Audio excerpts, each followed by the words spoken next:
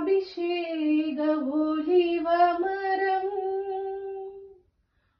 ஆலயத்தில் நடப்பட்டவள் சமூகத்தில் வாழ்கின்றவள் அன்பையே நம்புபவள் நானும் அபிஷேக ஒலிவமரம்